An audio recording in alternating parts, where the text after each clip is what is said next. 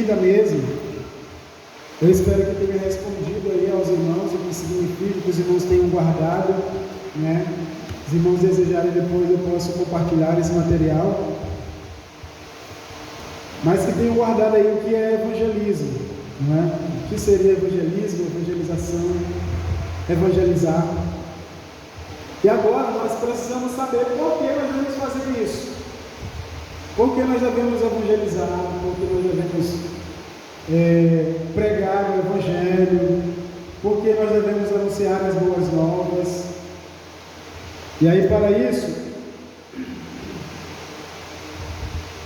vamos ler um texto bem aí no Antigo Testamento, segundo o livro dos Reis.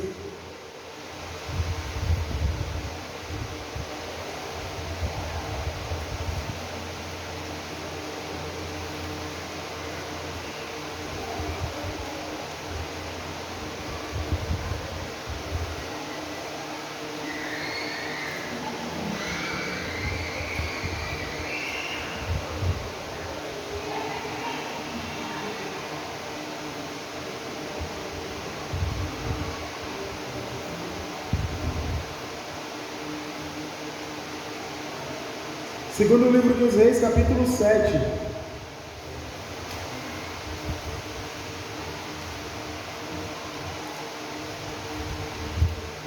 Segundo o livro dos Reis, capítulo de número 7, diz o seguinte: todos encontraram, diga amém. 4 homens leprosos, a partir do versículo 3. 4 homens leprosos estavam à entrada da porta, os quais disseram uns aos outros: para que estaremos nós aqui sentados até morrermos? Se dissermos, entremos na cidade, há fome na cidade, e morreremos lá. Se ficarmos sentados aqui, também morreremos. Vamos, pois, agora, e demos conosco no arraial dos Círios. Se nos deixarem viver, viveremos. Se nos matarem, tão somente morreremos. Levantaram-se ao anoitecer para se dirigirem ao arraial dos Círios. E tendo chegado à entrada do arraial, eis que não havia lá ninguém, porque o Senhor fizera ouvir no arraial dos Círios ruído de carros e de cavalos, e o ruído de um grande exército, de maneira que disseram uns aos outros: eis que o rei de Israel alugou contra nós os reis dos heteus e os reis dos egípcios para vierem contra nós. Pelo que se levantaram e, fugindo ao anoitecer, deixaram as suas tendas, os seus cavalos, os seus jumentos e o arraial como estava, e fugiram para salvar a sua vida. Chegando, pois, aqueles leprosos à entrada do arraial, entraram numa tenda e comeram e beberam e tomaram dali prata e ouro e vestes e se foram e os esconderam. Voltaram e entraram em outra tenda, e dali também tomaram alguma coisa e a esconderam. Então disseram uns para os outros: não fazemos bem, este dia é dia de boas novas, e nós nos calamos. Se esperarmos até a luz da manhã, seremos tidos por culpados. Agora, pois, vamos e anunciemos a casa do rei. Amém. Para o versículo de número 8. Versículo de número 9. 4 homens leprosos, e isso é bem peculiar. 4 homens leprosos com uma mensagem muito forte, com uma mensagem muito poderosa, com uma mensagem que poderia salvar a vida de uma cidade inteira. Lembra da frase que nós lemos lá no começo? Evangelizar é um mendigo dizer a outro mendigo onde encontrar pão ou onde encontrar alimento. Aqui está o exemplo. Eu não quis ler lá naquela hora, porque eu ia ler aqui agora. 4 homens leprosos, figura nossa, somos todos pecadores, leprosos, sujos, mas que Deus confiou a nós mensagem. E por que nós devemos evangelizar? Justamente por isso. Já foi lido nesta noite 2 vezes. Irmão Francisco leu e eu li novamente. Marcos 16:15. Porque o Senhor Jesus ordenou. É por isso que nós devemos evangelizar. É uma ordem. Sofia Miller, acabei de contar o testemunho ainda há pouco. Nunca tive vocação. Nunca tive um chamado. Apenas ouvi uma ordem e obedeci. Para muitos cristãos, Jesus é apenas o Salvador de suas almas, mas não Senhor e Rei de suas vidas. O Evangelho integral apresenta Jesus não só como Salvador, mas também como Senhor. A ordem de evangelizar vem do Senhor para os seus súditos. Não é um convite, é um mandamento. É por isso que nós devemos evangelizar, em primeiro lugar, porque é uma ordem, é um mandamento de Jesus. Ele nos ordenou a levar essa mensagem. Ele convocou 12. Os 12 saíram pregando. Depois ele chamou 70. E os 70 foram de aldeia em aldeia pregando o evangelho do reino. E quando eles voltaram com alegria, porque os demônios sujeitavam-se a eles, porque os demônios eram expulsos, os enfermos eram curados, os leprosos eram sarados, e os coxos andavam, os cegos enxergavam, os surdos ouviam. Não é? Então, Jesus nos comissionou, Ele nos deu essa ordem. E como eu disse, não existe faixa etária. Muitos usam a desculpa: eu sou muito novo. Outros usam a desculpa, e aí essa desculpa agora está sendo quebrada, não é? Eu não sei como fazer, então isso aí agora está caindo por terra. O treinamento está sendo dado, estamos estudando, estamos aprendendo, não é? E muita coisa do que eu estou falando os irmãos já sabiam. Então, muitos dizem: eu sou muito jovem. Outros dizem: eu não sei. Outros dizem: eu sou muito velho. Outros dizem: eu sou muito ocupado. A verdade é que não existem desculpas. Não existem desculpas para pregar o Evangelho. Segundo, por que devemos evangelizar? Porque temos recebido de Deus talentos. Talentos. Qual é o teu talento? Citar o exemplo aqui do Levi. Levi está aprendeu já, graças a Deus, com a ajuda de Deus, do Espírito Santo e com a vocação que eu acredito que ele tem, aprendeu a tocar bateria. Mas isso deve ser para o louvor da glória de Deus. Através da utilização do seu instrumento, ele deve glorificar a Deus. Através do uso da nossa voz, da pregação, do cantor, da cantora. E ainda agora há pouco eu falei que a razão de ser da igreja não é para ter coreografia, mas a coreografia é uma estratégia, e aí é um talento, e aí agora você tem um talento, e aí você pode usar esse talento para pregar o Evangelho. Você é alguém que tem o dom de fazer cartaz, de fazer placas evangelizadoras. Então, utilize o seu dom, utilize o seu talento. E aí isso é chamado de mordomia. O que é mordomia? Mordomia é você prestar um serviço. Mordomia, no sentido lato ou no sentido na sua significância, mordomia significa você tomar conta de coisas de outra pessoa. Mordomia é você tomar conta de coisas de outra pessoa. E aí, há um tempo atrás, nós tivemos aí uma palestra dentro do contexto de escola bíblica falando, cuidando dos negócios do Pai. Cuidando dos negócios do Pai. E nós, como jovens cristãos, pregadores, evangelizadores, isto é um negócio do Pai.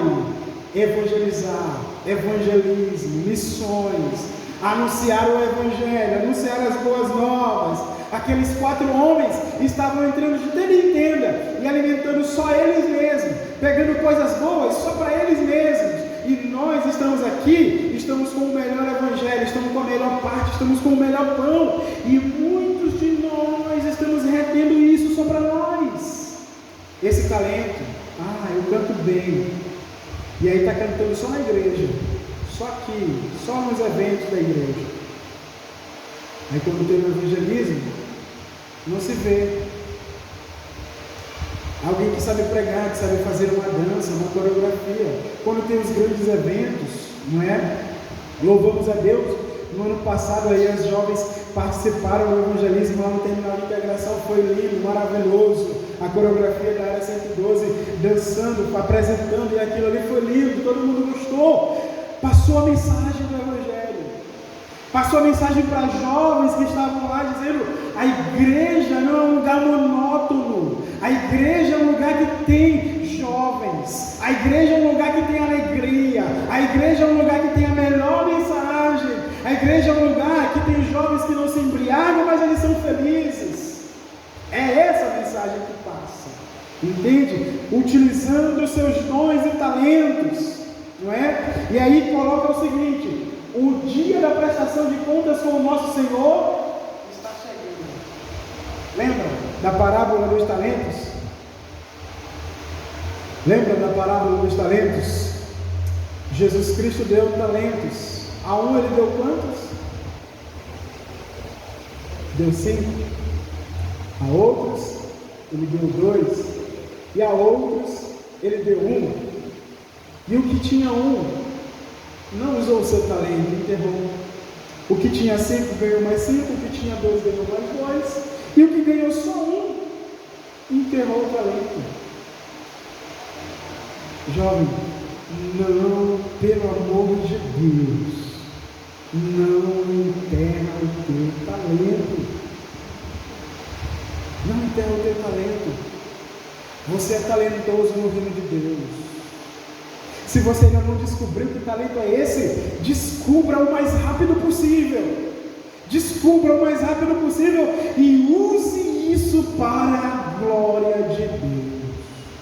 Use o seu talento para a glória de Deus.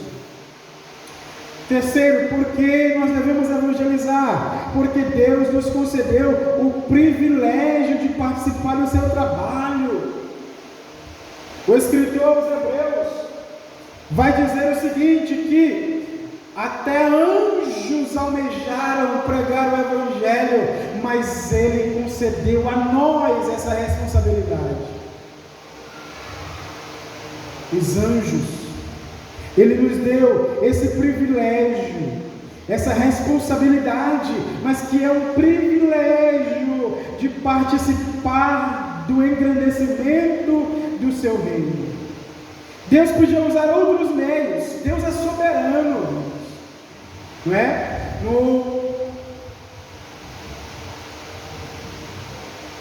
Existem várias linhas de interpretação. Eu não queria entrar nisso aqui agora nessa noite. Não vou entrar não, deixa isso aí para depois, né? Deus podia usar outros meios para levar a mensagem de salvação ao pecador. Tem um pregador, mas é pecador.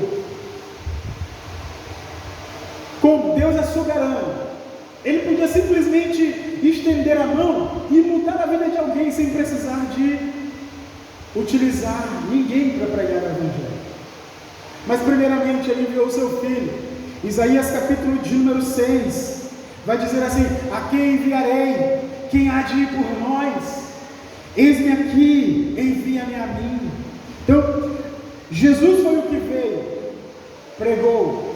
Depois Ele comissionou 12 e eles pregaram. Depois dele veio a igreja primitiva, continuou pregando. Depois veio a igreja do primeiro século, continuaram pregando. A igreja do segundo século foi perseguida, mas continuou pregando. A igreja do terceiro século foi perseguida, mas continuou pregando. A igreja do século 21 está sendo perseguida em muitos lugares do mundo, mas continua pregando o evangelho do reino de Deus, porque Deus nos escolheu.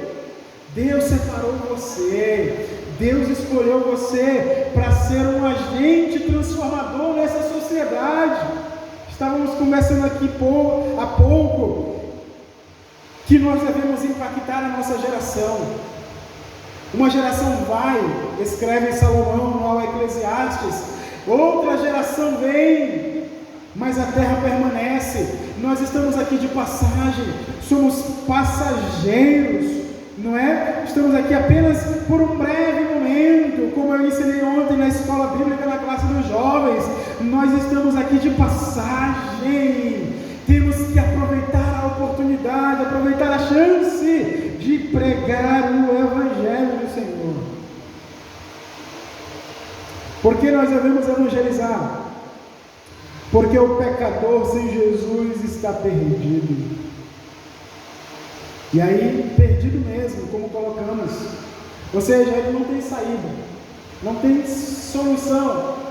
Ele está totalmente desgarrado, perdido, arruinado, não é?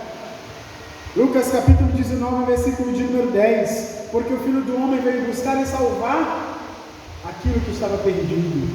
Todos nós, perdidos estávamos. Ele nos alcançou, nos encontrou, salvou a nossa vida, e agora é a nossa vez de levar a mensagem a outros que precisam de salvação. É um presidiário que está preso, que precisa receber uma visita. É um doente, um enfermo que está lá no hospital. Já falamos, é um moço, um homem, um senhor, uma senhora, um ancião que está no asilo, que precisa receber visita, não é? É alguém que está no leprosário.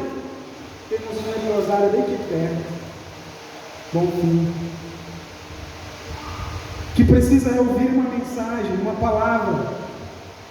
É alguém que está na ânsia da morte, próximo de morrer, e que precisa ouvir uma última palavra, porque ele está perdido. Não podemos cruzar os nossos braços. Versículo 9. Então disseram uns para os outros: não fazemos bem, este dia é dia de boas novas e nós nos calamos. Nós temos uma mensagem poderosíssima que pode transformar vidas. Basta uma palavra. Quer ver? Livro de Jonas.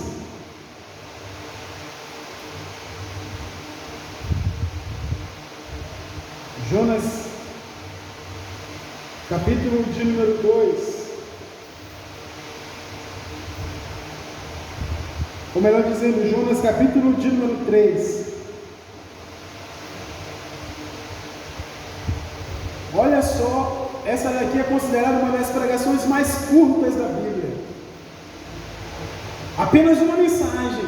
Veja, Jonas capítulo 3, versículo de número 4. Começou Jonas a percorrer a cidade, caminho de um dia. Ou seja, a cidade levava um dia para ele cruzar a cidade inteira pregando. Começou Jonas a percorrer a cidade, caminho de um dia, e pregava e dizia. O que Jonas dizia? Uma frase apenas: ainda 40 dias e Nínive será subvertida. Ou, na outra tradução, será destruída. Essa foi a pregação de Jonas. Uma frase. E ainda há pouco nós conversávamos aqui sobre isso, não é? Que uma frase pode mudar a vida de uma pessoa.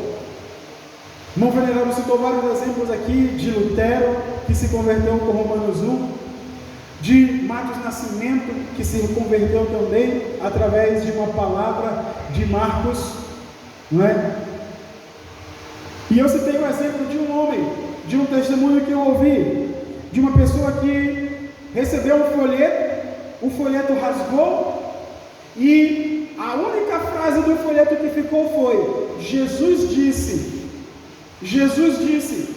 E aquela frase mexeu com o coração daquele homem, que o provocou e o levou a querer saber o que foi que Jesus tinha dito.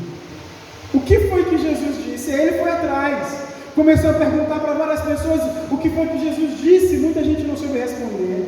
E aí ele foi para a Bíblia e começou a ler, e Jesus Cristo disse várias coisas. Entre elas, eu sou o pão da vida. Jesus disse, eu sou o caminho, a verdade e a vida. Jesus disse, eu sou a luz do mundo, quem me segue não andará em trevas. E ele se converteu ao Evangelho por causa de uma pequena frase, 2 palavras, Jesus disse. E Jonas pregou, Nínive será destruída, 3 palavras. Veja como o poder da palavra é impactante no coração de quem ouve. A palavra que você tem nas suas mãos, a Bíblia que você tem, ela é poderosa para transformar vidas. Por fim, por que devemos evangelizar? Um resumo do que nós já falamos. Porque os perdidos necessitam de salvação, porque os desviados precisam de restauração e os crentes precisam de edificação. Então, jovens, como eu disse, aqueles que virão depois de mim serão mais experientes do que eu, falarão de coisas mais abrangentes do que eu, e para mim é uma honra e um privilégio poder contribuir com vocês, jovens. Estou sempre à disposição da juventude e é uma alegria para mim poder compartilhar com vocês essa palavra, esses ensinamentos, e podem sempre contar comigo em nome do Senhor Jesus Cristo. Curva a sua cabeça, quero apenas fazer uma oração em agradecimento a Deus.